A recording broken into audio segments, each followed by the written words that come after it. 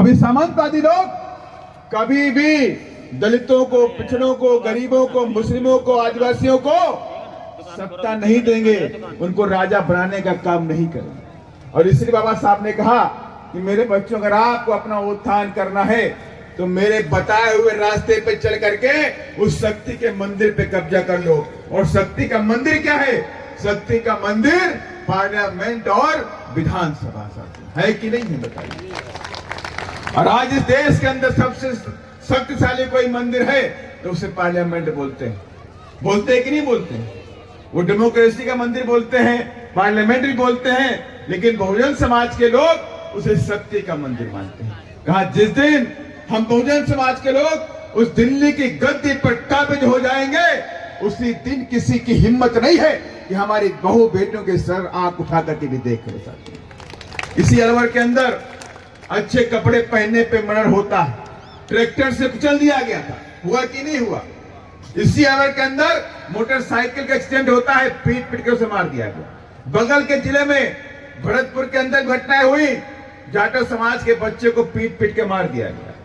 बगल में आपके धौलपुर में है, होली के दिन दलित परिवार के सामने दलित बहू का बलात्कार कर दिया गया। और इसी राजस्थान के अंदर घोड़ी पर बैठने पर भी मर्डर होता है, मूछ रखने पर मर्डर होता है, अच्छे कपड़े पहनने पर मर्डर होता है, पानी पीने पर भी यहां मर्डर होता है। होता है कि नहीं होता? होता है कि नहीं होता है?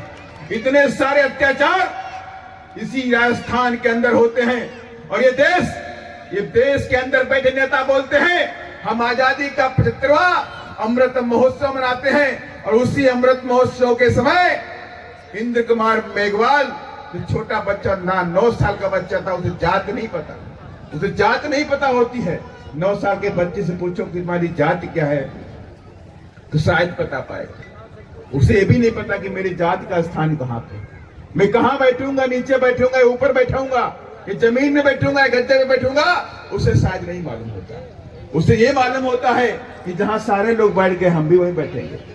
उसे ये भी नहीं मालूम कि किस मटके से पानी पीना है कि नहीं पीना है। उसको लगा कि सारे लोग वहां से पानी पी रहे हैं तो हमें पानी पीना चाहिए। उसकी गलती यही थी कि नहीं थी? उसकी गलती मात्र यही थी।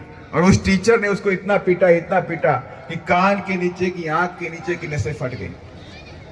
और 1 महीना इलाज चला, उसकी मौत हो गई। 1 महीना इलाज चला, उसकी मौत हो गई। और ये बात बाहर नहीं आती, ये बात बिल्कुल कभी बाहर नहीं आती। 1 महीने तक बाहर नहीं आई, लेकिन बाहर कब आई? जब बहुजन समाज पार्टी के कार्यकर्ताओं की बात मालूम हुई।